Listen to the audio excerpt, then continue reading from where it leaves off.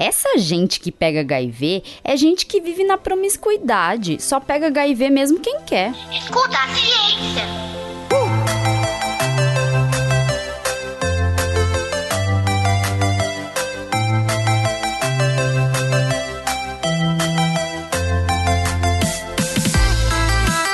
Olá, eu sou a professora Letícia Sarturi.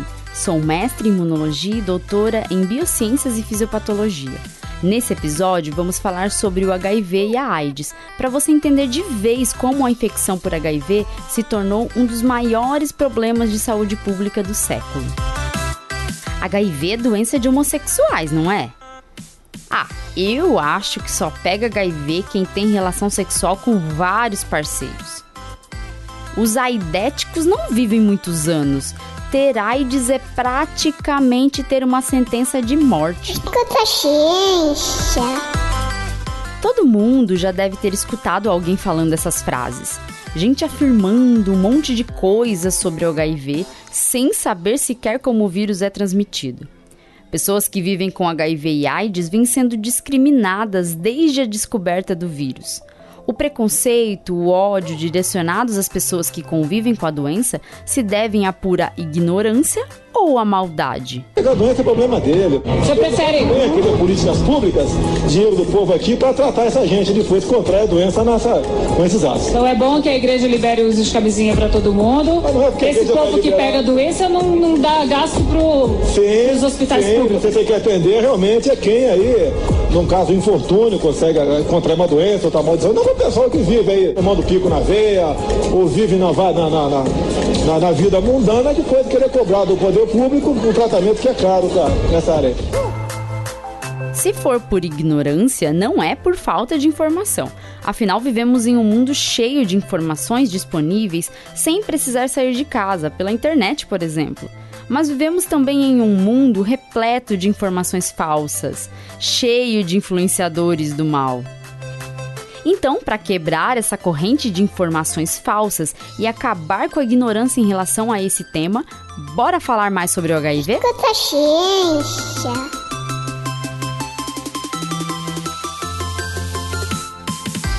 Primeiro vamos entender o nome do vírus. A sigla HIV vem do inglês Human Immunodeficiency Virus, que em português quer dizer vírus da imunodeficiência humana. Nossa, que nome difícil, melhor falar HIV mesmo. Olhar para o nome do vírus é importante para a gente entender o que o vírus é capaz de fazer no nosso corpo. Ele é o vírus da imunodeficiência humana, porque ele é capaz de gerar uma imunodeficiência, que é a queda muito forte, uma queda muito acentuada na atividade do sistema imune. Ou seja, a imunidade pode ficar muito baixa. Ok, agora que você já conhece o significado do nome do vírus, vamos falar mais sobre esse vírus? Escuta a ciência. O HIV é um retrovírus do gênero lentivírus e possui muitas das características da família Retroviridae.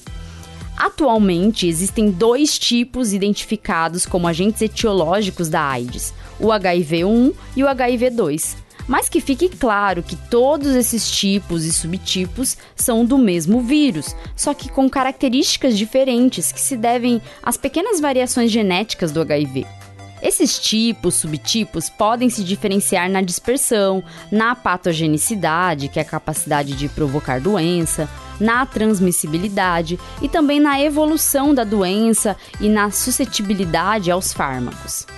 Esses tipos estão espalhados por aí, sendo que o HIV-2 é endêmico na África Ocidental. Já o HIV-1 possui ampla distribuição mundial.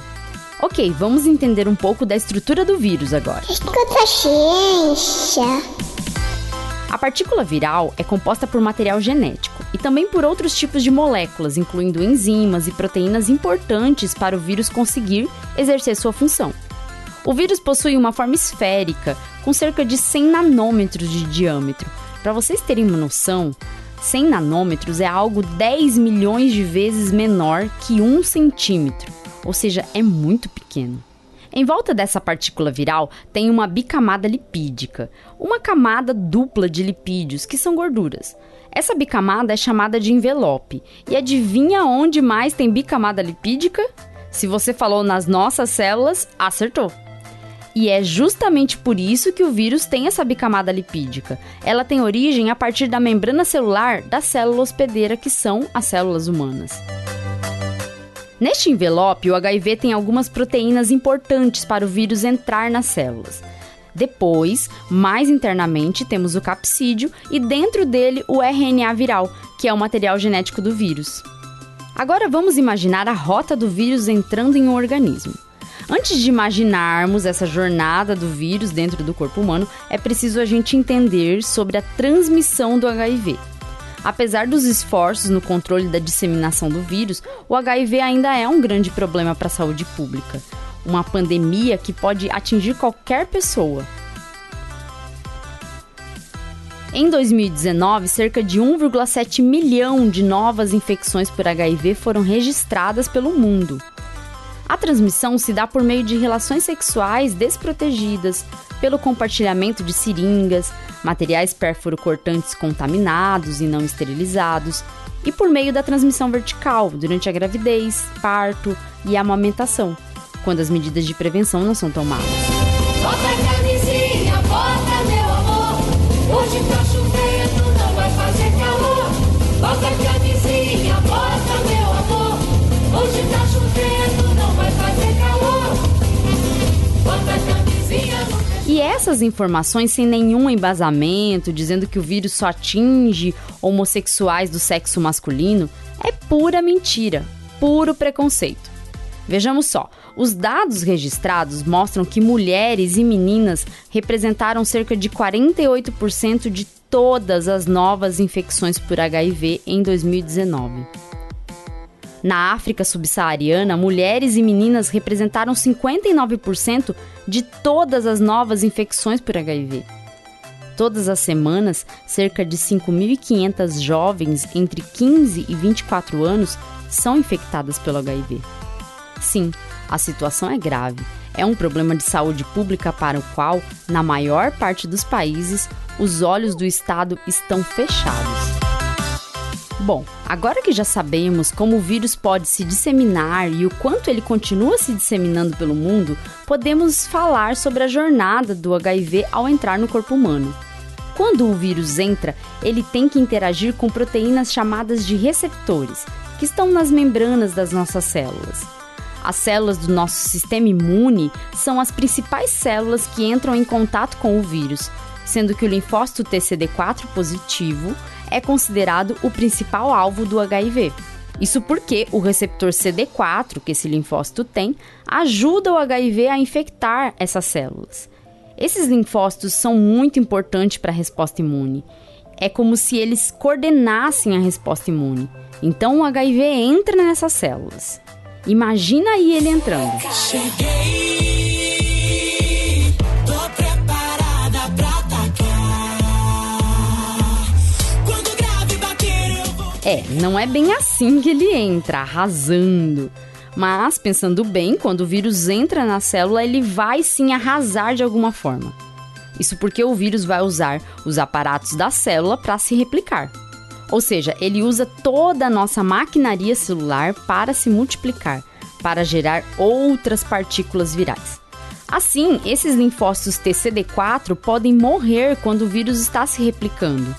Isso justifica o fato da doença provocada pelo vírus gerar uma imunodeficiência. É claro, considerando a importância desse tipo de linfócito para a resposta imune, o paciente infectado pode vir a ter uma depressão imunológica bem acentuada. Consciência. Tá, mas e daí? O que isso provoca? Além dessa pessoa infectada poder transmitir o vírus, ela poderá ter maior suscetibilidade a doenças infecciosas diversas. Afinal, o sistema imune pode ficar debilitado. Mas é importante deixar claro que ter HIV não significa que a pessoa desenvolverá AIDS. Porém, uma vez infectada, a pessoa viverá com HIV pelo resto da vida. Não existe vacina ou cura pela infecção pelo HIV, mas há tratamento. AIDS é a sigla para Síndrome da Imunodeficiência Adquirida, que é um resultado da ação do HIV sobre o sistema imune. Em um estágio avançado da infecção pelo HIV, a pessoa pode apresentar diversos sinais e sintomas, e aí vem essas infecções que eu falei. Infecções oportunistas, como pneumonias, infecções fúngicas e parasitárias, e também alguns tipos de câncer. Sem o tratamento antirretroviral, o HIV usa essas células do sistema imune para se replicar e as destroem, tornando o organismo incapaz de lutar contra outras infecções e doenças. Por isso, é comum pacientes com AIDS adoecerem e morrerem por doenças infecciosas. A tuberculose, por exemplo, é uma das principais doenças que mata pessoas que convivem com AIDS.